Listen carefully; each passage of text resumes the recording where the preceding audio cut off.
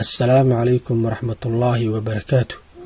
wuxuu ku dhashay Joseph Edward Estes wilaayada Texas ee dalka Mareykanka sanadkii 1944 wuxuuna ka dhashay qoys Kirishtaan ah oo si weyn ugu xiran kaniisadda.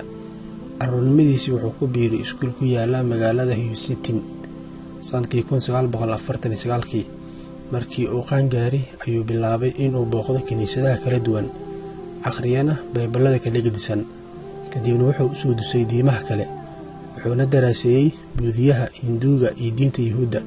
sanadkii 1963 ayuu studio ka furtay magaalo ku taala wilaayada Maryland wuxuuna ugu magac daray stuudiyaha Estes ee muusikada.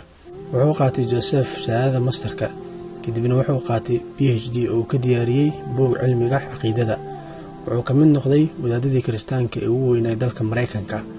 wuxuu Joseph islaamay sanadkii 1991 waxaana Allah qadaray inuu ku islaamo gacanta nin Masri ah oo muddo bil ah ku wada noolaayeen hal guri.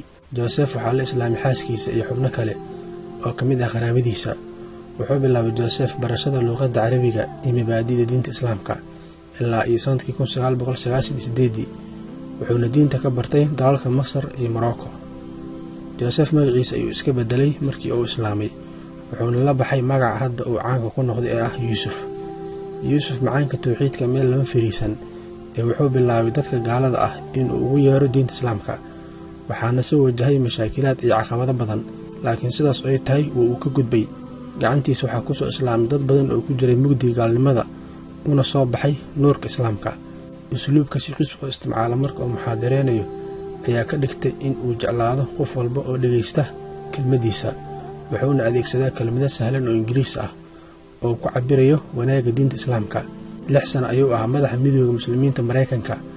wuxuu sameeyay Sheekh Yuusuf kanaalkii ugu horeeyay oo Mareykan ah isla markaana Islaami ah ka oo shaqeeya 24 saac.